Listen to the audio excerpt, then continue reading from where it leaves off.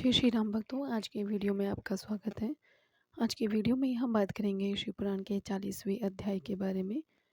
जानकारी अच्छी लगे तो लाइक करें, चैनल पे पहली बार आए हैं चैनल को सब्सक्राइब करें। सुति जी बोले कि हे ऋषियों, प्राचीन काल में गुरुद्रोह नामक भील अपने परिवार के साथ जंगल में रहता था। उसका कार्य पशुओं का वध करना था। इसी तरह से वह अपने परिवार का लालन पालन करता था। एक दिन की बात है, उसके घर में खाने पीने के लिए कुछ भी नहीं था।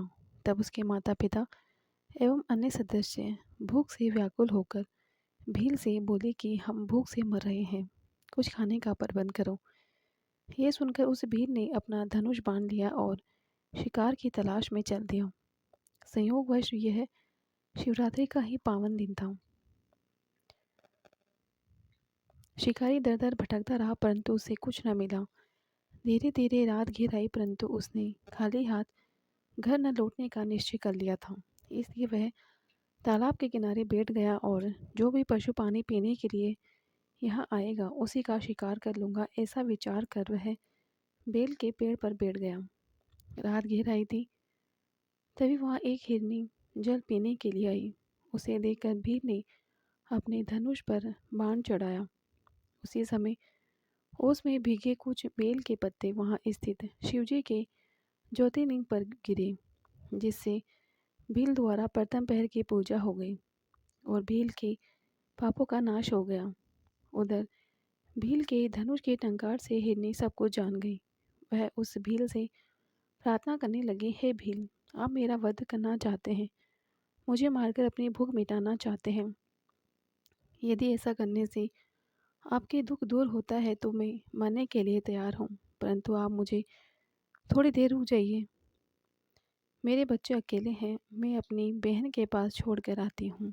तब भील को विश्वास दिलाकर वह हिरनी वहाँ से चली गई और भील उसके इंतज़ार में जागता रहा। इसलिए उसे जागरण का फल भी मिल गया। कुछ देर पश्चात उस हिरनी की बहन से ढूंढते हुए वहाँ आई।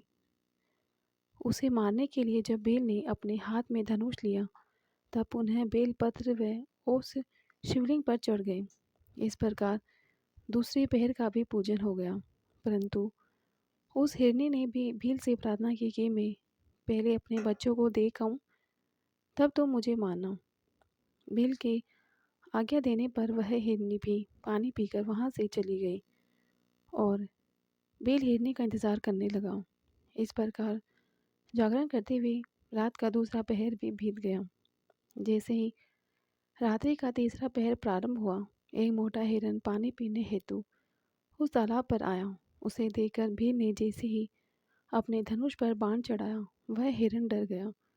उसी समय ओस रूपी जल एवं बेलपत्र पुनः शिवलिंग पर गिरे, जिससे तीसरे पहर का पूजन भी संपन्न हुआ।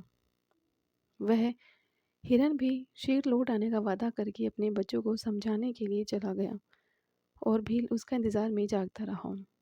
उधर दूसरी ओर वे तीनों यानी कि दो हिरनी और हिरन घर पर एकत्रित हुए और उन्होंने एक दूसरे को सारी बात बताई। जब तीनों को यह ज्ञात हुआ कि तीनों ने ही भीलराज से वादा कर लिया है, तब वे अपने बच्चों को ठीक से रहने की आज्ञा देकर वहाँ से तालाब की ओर चल दिए।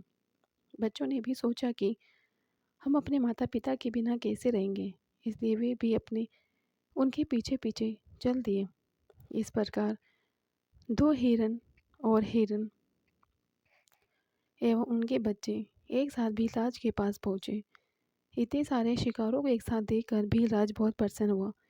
जैसे ही उसने उन्हें मारने के लिए धनुष निकाला, एक बार फिर ओस रूपी जल एवं बेलपत्र वहाँ स्थित शिव ज्योतिर्लिंग पर चढ़ गए। इस प्रकार अनजाने में ही उसके चौथे पहर की पूजा भी पूरी हो गई, जिसके फलस्वरूप उसके सभी पाप कर्म नष्ट हो गए और उसे ज्ञान की प्राप्ति हुई।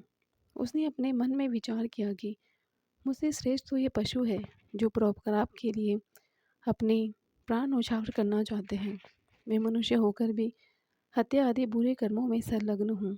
ऐसा विचार कर भील बोला कि हे मृगियों, तुम धन्य हो, तुम्हारा जीवन सफल है, तुम जाओ और प्रसन्नतापूर्वक निवास करो। मैं तुम्हें नहीं मारूंगा। भील के इतना कहते ही भगवान शिव ज्योतिर्लिंग से प्रकट हो गए। एकाएक इस प्रकार अपने सामने साक्षात देवादिदेव महादेव को पाकर के उस भील की आंखों से अश्रुधारा बहने लगी।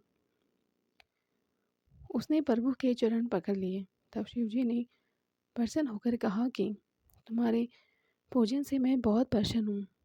तुम श्रृंगवेटपुर जाकर के आनंद पूर्वक निवास करो। अंत में तुम्हें सुखों की प्राप्ति होगी और अंत में मोक्ष की प्राप्ति होगी। एक कहकर शिव जी वहाँ से अंत ध्यान हो गए।